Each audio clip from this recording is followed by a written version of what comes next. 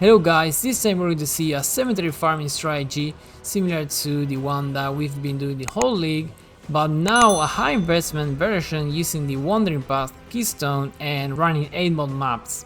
So what's this strategy about? Well, we're trying to farm the broad stash divination card, right? So for the typical combo that we always use in Path of Exile for this is using the strongboxes mechanics with the enraged sextant for an extra 500 quant, and then from that point we're trying to amplify that quant even further to make all these mobs that came out from the strongboxes to drop as much stuff as we can, trying to fish one of these valuable items like the Brother's Gift. So for a rough estimation here, we have that the enraged sextant gives an extra 500 quant, and thanks to the Wandering Path, our maps are going to have an increased amount of loot that is approximately 200 more quant. And then on my gear I have 48 extra quant from my MF gear, so we have approximate amount of 28 times more loot from the mobs that came out of these strongboxes. And finally, I'm using my master mission from the Heiner to add some beast and add a little bit of extra profit, and I'm using the red influence. So what's Wandering Path doing to war maps? So the main stuff that we care about is the effects on your maps. So as you can see, we have 30% extra quantity in every one of your maps, and we also have some extra rarity. And the main stuff that we are using Wandering Path is the increased effect of the modifiers. This applies to the mobs that makes the mobs harder in our maps, but it also applies to the quantity, the rarity, and the pack size. We're going to see in the next slide example of a map that I've been running using this strategy. And then I add here another effects that are for the secondary mechanics that you are adding in your maps. As an outlier here we have a ritual chance to spawn that is 40%, so each 2.5 maps are going to have one ritual, and we're going to see the ritual are going to spawn a lot of mobs, and we have also a 100% chance for the special rewards thanks to Wandering Path. So yeah, that's pretty good to hit once at least an expensive item, so that would be excellent actually. And yeah, then this other stuff for more mobs and more juice in your maps. So this is an example of an 8-ball map. This one has reflex, so this is actually an example that I created, not the ones I run, but they are pretty similar to this. And as you can see, once I open these maps using the setup that I'm going to show you in this video, the quant from 121 went to 211, so that's almost double the amount of quant. And yeah, we are running all of our maps. We'll have around, like I said, 200 quantity in total, so that's kind of crazy. And as you can see, also the pack size it went up too, so we're going to have more maps to kill in these maps. A little disclaimer here to add that the other mods are also getting amplified, so these maps are going to be really hard, so your build must be able to do and complete these maps without losing any one of these in a consistent way. So yeah, have that in mind, because we are investing a lot and we cannot afford losing maps because we are dying too much in these maps. So for this setup, we are using for the scarabs the Guild of Divination to get more cards, the Rusted Bridge for extra bridges and spawning a lot of mobs, the Rusted Legion for the same reason, and also because Legion spawns a lot of rares, and rares have better, because rares have better drop rates. Then the Polished Ambush to add more strongboxes. You can also use the Guild of Divination, but I didn't find it worth to add an extra strongbox for double the price. So that's my opinion. You can use the Gilded one too, the same as we are using the Guild of Divination. Then for the sextant, we're using the enraged boxes to add extra quant for the mobs that came out from these boxes. Then the Mirror of the Legion, because we're adding a lot of mobs and extra quant and rarity bonus that the Delirium applies inherently. then some the sextant for extra strongboxes, and also to make the strongboxes at least rare and corrupted, and then adding an extra legion for more mobs in our maps. Then for the map device, I'm selecting obviously the one that has 4 chaos to add more strongboxes. And I personally using the red influence. You can use the blue one, but I think that getting the currency now instead of waiting for the divine altar, it's better.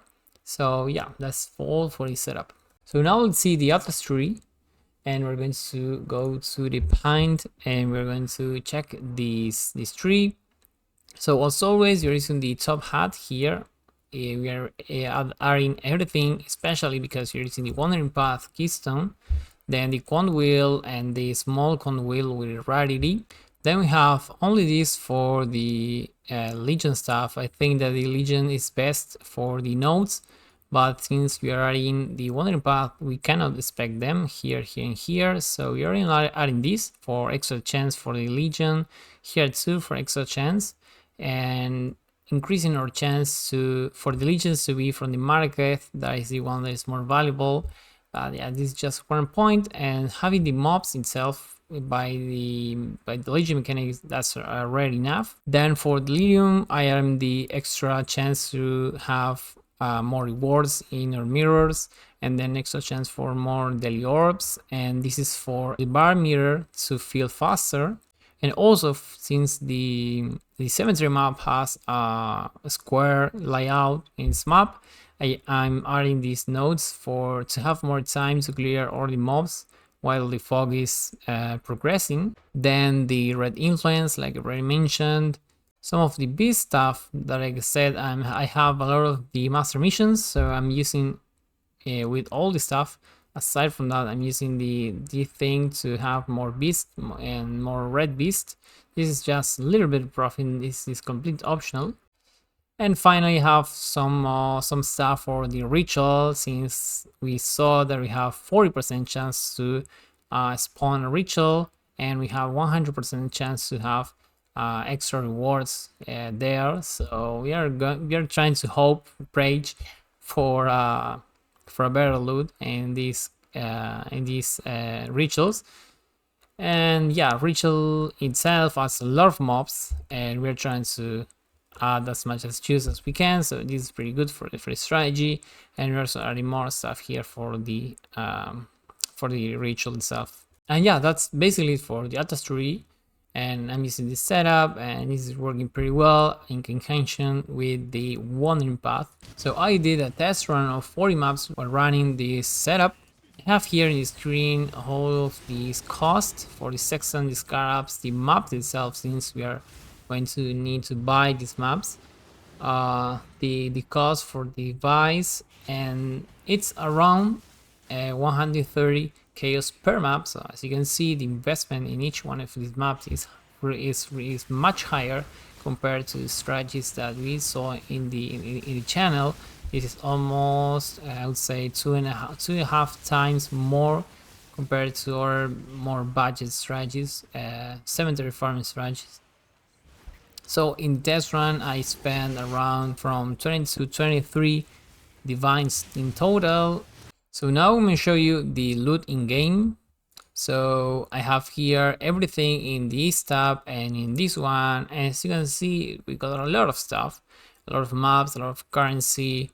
I think I found 4 divines in total, 4 raw divines. They're here, 4 divines. And for the brothers, I found 2 brothers gifts.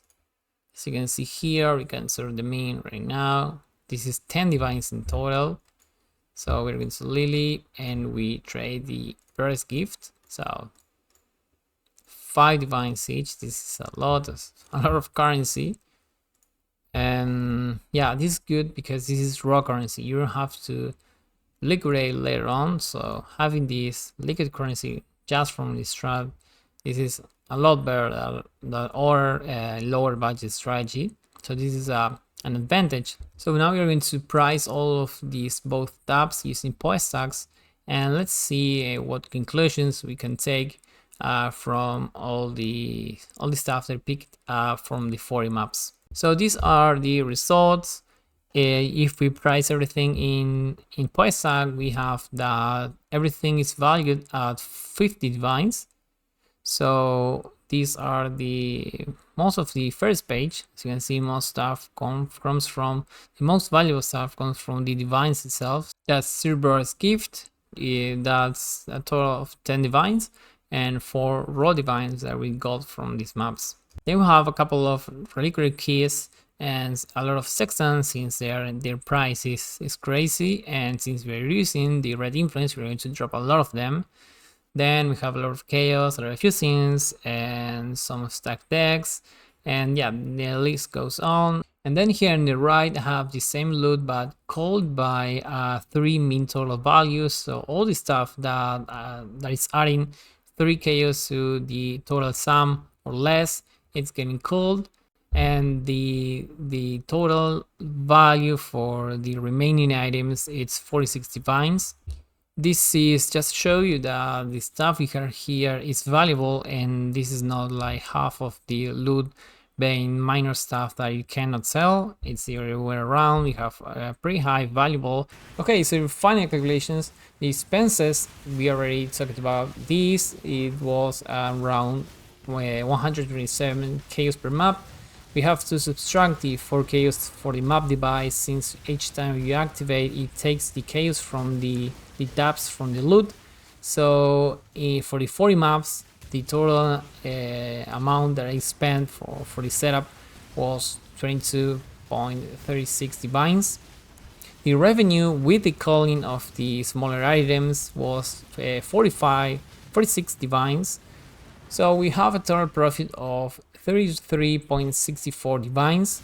And one thing to mention here is that 40 of those 23 divines are raw divines. So that's excellent for a strategy, because you have less stuff to sell and you have more raw currency. You can buy more materials to continue doing this strategy more quickly, and you won't have to be continuously liquidating your stuff as orders strategy.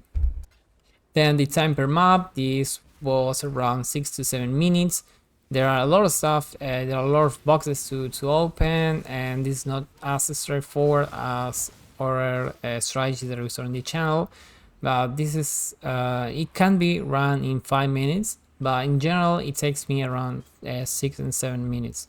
So in the end, considering all of these numbers, we got a result of 5.46 divines per hour, considering the stuff that I got in my test run. But if we consider the amount of union cards that I got, that it was 261, and knowing that each price drops around each 89 unions, so we should have dropped 2.932 brawlers instead of just 2, and that's because we are only running 40 maps instead of more amount of maps. So considering that the average number of brawlers that we should have gotten, and then the profit for this strategy is more around the 6.43 divines per hour. And yeah, one thing to mention is, again, most of the loot that we get is raw divines thanks to the brother's gift. So in conclusion, the strategy is, in my opinion, pretty good. It has a pretty good numbers, and one thing that I like from doing this strategy over the lesser investment one is that the chance for dropping the cards is way higher, so the variance of not dropping the cards is much less, so you are actually expecting to drop cards in fewer maps, and that's pretty good for the motivation to continue doing the maps. Because I run, for example, the lower investment version, I run close to 100 maps without dropping any brother's gift, and that's pretty terrible actually for the experience itself. So while you run this high investment strategy, you are increasing the chance so much that not dropping the card is quite unlucky and much less likely. So you are going to see in a shorter period of time, and that is much more appealing to play. And yeah, that's basically it for this video for the high investment version of the cemetery farming strategy. and I hope you liked, and I encourage you to try if you have the enough base currency to try the strategy. And be sure to subscribe for more PoE content, and guys, I see you in the next video.